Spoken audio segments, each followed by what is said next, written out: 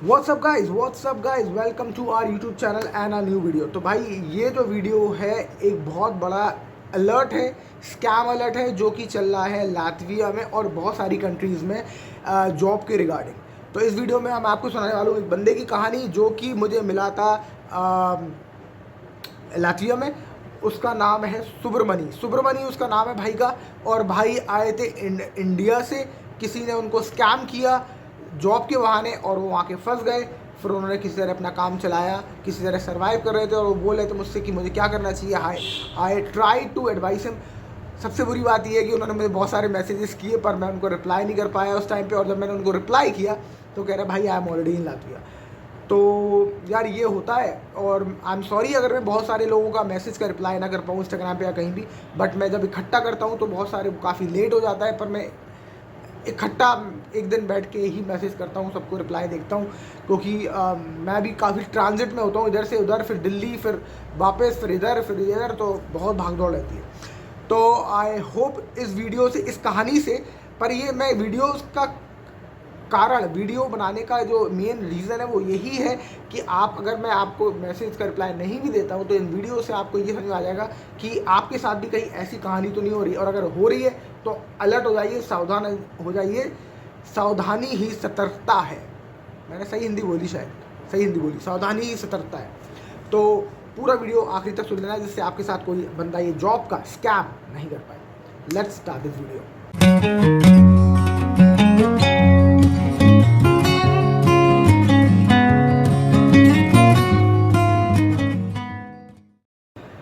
तो guys welcome back, welcome to live in Latvia, आपका अपना यूट्यूब चैनल जिसमें हम सबसे ज़्यादा बात करते हैं लातविया के बारे में, ट्रैवल के बारे में और ज़िंदगी कैसे बेटर हम बना सकते हैं, पर्सनल ग्रोथ के बारे में भी थोड़ा बहुत।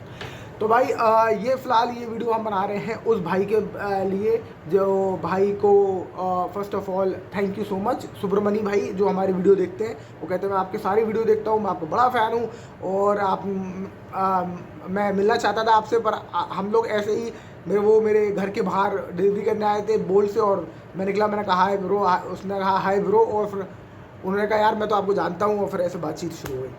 तो उन्होंने मुझे एक कहानी बताई। क्या कहानी थी, कैसे वो स्कैम हुए, शुरू करते हैं। तो भाई कुछ टाइम पहले, वो एक्चुअली भाई हैं कहाँ, भाई हैं मैकेनिकल इंजीनियर इंडिया में, और वो लुधियाना में बहुत अच्छी जॉब कर रहे थे। उनकी सैलरी भी अच्छी थी। बट उन्होंने कहा कि यार मुझे यूरोप का सपना, जैसे सबको यूरोप खूबसूरत लगता है, किसी ने मेरा वीडियो देखा, कोई इंस्पायर हो गया और यूरोप देखना है सबको, और यूरोप में अच्छी लाइफस्टाइल है, ये सोच के भाई ने एक डिसीजन लिया कि हम चलते हैं यूरोप। तो भाई ने अपने किसी दोस्त से भी बोला कि तुम प्लान करना है तुम्हें, तो तुम भी। तो उन दोनों ने मिल के प्लान करा कि हम बाहर वर्क परमिट का सर्च करते हैं और फिर निकलते हैं यूरोप के लिए। तो भाई किसी बंदे ने उनको वर्क परमिट ऑफ़र किया एक रेस्टोरेंट लाइन में। वो भाई के इन्फॉर्मेशन तो मुझे पता है बट मैं रिवील नहीं करना चाहता। और वो भाई हैं हमारे गुजराती, उनका है रेस्टोरेंट लातविया में, और उन्होंने उनसे कहा कि भाई आपको हम वर्क परमिट देते हैं, आप आ जाओ और आपको हम दिला दें, आपको जॉब भी मिल जाएगी इधर, आप आराम से लातविया में रह सकते हो, अच्छा पैसा कमा सकते हो।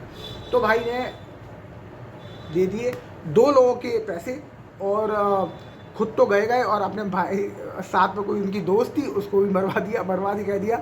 इनको भी नहीं मालूम था कि ऐसा हो जाएगा, तो उन्होंने भी पैसे दे दिए।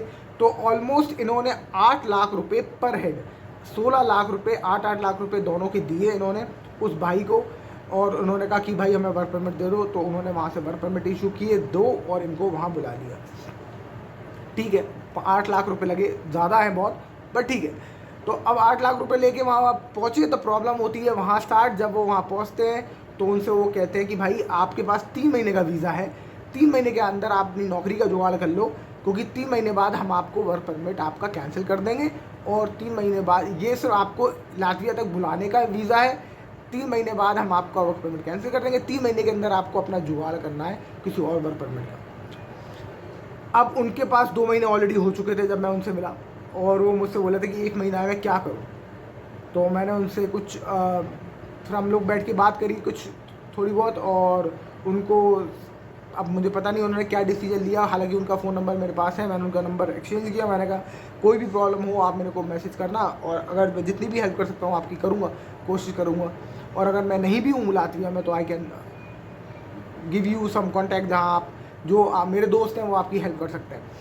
तो कुल मिला के कहानी ये कि भाई उनके साथ बड़ा स्कैम हुआ। 8 लाख 16 लाख रुपए दे के वो वहाँ पहुँचे और उनको 3 महीने के अंदर कह दिया कि अपना काम देख लो क्या करना है, हम तो सिर्फ आपको बुलाने के लिए हमने आपका वीज़ा वर्क परमिट दिया है। तो यार 8 लाख में आपने खर्च करे और आप वहाँ पहुँचे, उतना तो आप अगर आप टूरिस्ट वीज़ा लगा लेते तो भी आपका सब बहुत बहुत सस्ता पड़ता, और आप लातविया में तो घुस ही सकते थे, वहाँ जाके लोगों से बात कर सकते थे और ज़्यादा आपको बेटर सिचुएशन मिल जाती। अगर आप सिर्फ एक टूरिस्ट वीज़ा लगा के एक बार ट्रैवल कर लो और लोगों से मिल लो वहाँ जाके, तो आपको ज़्यादा बेटर सिचुएशन पता चल जाएगी। बट मेरी भी गलती है कि मैंने उनसे उनका मैसेज में भी शायद मैं मिस कर गया, मैंने उनको रिप्लाई नहीं किया, और वो शायद यही चाहते थे कि शायद मैं उनको गाइड कर दूं। पर मैं अभी इन वीडियोस के थ्रू गाइड तो कर ही रहा हूं, और ये वीडियो बनाने का मकसद भी यही है। ऐसा तो है नहीं बहुत सारे पैसे कमा रहा हूँ यूट्यूब की वीडियोज़ से, ऐसा भी नहीं है।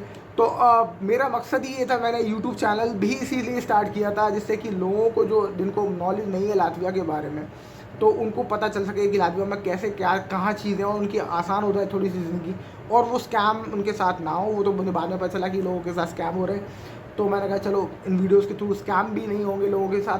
तो उनके साथ भाई 8 लाख 16 लाख का तो गबन हो गया। अब उनको वो एक मुझे याद है, अब वो चला रहे हैं एक छोटा सा रेस्टोरेंट। एक्चुअली रेस्टोरेंट भी नहीं है, वो है फूड डिलीवरी बिजनेस, जो कि वो घर पे आपके खाना पहुंचा देंगे। अगर आप उनको छोटा सा रसोई चला रहे हैं वो, जो कि किचन क्लाउड किचन जिसको कहते हैं, क्लाउड किचन जिसको कहते हैं वो है। तो इंडियन कम्युनिटी के बीच में उनका नंबर फैला हुआ है, वो लोग बोलते हैं उनको, तो 5-6 यूरो पर मील वो डिलीवर करते हैं। और वहीं तालिना सिएला के आसपास शायद वो कहीं रहते हैं, क्योंकि वहीं उतरे थे वो। तो सुब्रमण्यम जी बहुत बहुत शुक्रिया। पहली बात तो ये कि आपने ये बात शेयर करी, और मैंने आपसे बोला था कि वीडियो बनाऊंगा मैं इस बारे में ज़रूर जिससे लोगों को पता चले। तो हियर इट इज़, थोड़ा सा लेट हो गया वीडियो बनाने में मैं, बट वीडियो आ गया है। और आई होप इससे जो लोग आ रहे हैं उनको बहुत सतर्क हो जाएंगे वो, कि किस तरह के स्कैम यहाँ हो रहे हैं। स्पेशली फूड इंडस्ट्री में काफ़ी स्कैमर्स हैं जो आपको वहाँ बुलाएंगे, पर बुला लेते हैं, पर उसके बाद वो जॉब आपको नहीं देते। वो आपको सिर्फ कहते हैं कि आपको बुला लिया, आप आ गए, अब आप अपना काम ढूंढो। तो ऐसा नहीं है कि सभी स्कैमर्स होंगे मेरे हिसाब से, कि अगर किसी का बहुत तगड़ा अच्छा खासा कारोबार है, अच्छा खासा उनका रेस्टोरेंट है, तो they can actually keep you with them, क्योंकि उनको भी अपने वर्कर्स की ज़रूरत है। तो वो आपको जॉब भी दे सकते हैं और आप उनके रेस्टोरेंट में लगे रह सकते हैं, तो आराम से। तो आपको वर्क परमिट भी मिला और आप वहाँ रह भी रहे, आप काम भी कर रहे हैं, सैलरी भी मिलेगी आपको, तो वो आपका इशू नहीं है। वो तो वहाँ तो इशू नहीं आएगा।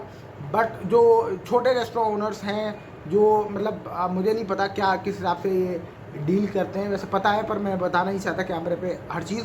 पर जो छोटे ओनर्स हैं वो अफोर्ड नहीं कर सकते, बेसिकली वो अफोर्ड नहीं कर सकते कि आपको रखें और आपको तनख्वाह दें, क्योंकि उनका काम इतना नहीं है। तो वो आपको बुला लेते हैं, पर आपको बुलाने के बाद वो बोलते हैं कि भाई अब अपना जुगाड़ कर लो, हो गया। तो उसमें वो पैसे कमा लेते हैं, पर आपका नुकसान हो जाता है। तो सारा वीडियो बनाने का कारण ये एक और बहुत बड़ा स्कैम है, जो कि मैं बहुत ज़्यादा सुनता हूँ। बहुत सारे लोगों का मैसेज भी आया कमेंट सेक्शन में, अगर आप देखोगे कि रीगा फर्स्ट हॉस्पिटल में मेरी नौकरी लगी है, 2500 यूरो 3000 यूरो सैलरी है। भाई 2500 3 यूरो की सैलरी तो होती ही नहीं है किसी भी सरकारी डिपार्टमेंट में इधर लातविया में। इवन मुझे याद है, मेरा एक दोस्त मिला था मुझे को, रशियन है वो बंदा, और मैं खुद ही मतलब मुझे बस में अक्सर मिलता रहता था, हाय हेलो हम लोग करते रहते थे। फिर उसने बताया कि मैं और मेरी गर्लफ्रेंड दोनों रेलवेज़ में हैं और मैं I am going to my job. तो मैंने उससे ऐसी मजे में पूछा, मैंने कहा कितनी सैलरी है तुम्हारी? तो उसने मुझे बताया था उसकी सैलरी 900 यूरो आती थी कटा के, सरकारी नौकरी। तो भाई सरकारी नौकरी की 900 यूरो आती थी सैलरी। 1000-1200 यूरो ही सैलरी एक अच्छी मतलब एवरेज सैलरी होती है, ठीक ठाक सी सैलरी है वहाँ 1000-1200, उससे ज़्यादा नहीं है। कभी कभी आप देखोगे जो बोल्ट करते हैं वो 1500-2000 भी कमा लेते हैं, पर वो बहुत काम करते हैं तब वो इतना कमा पाते हैं।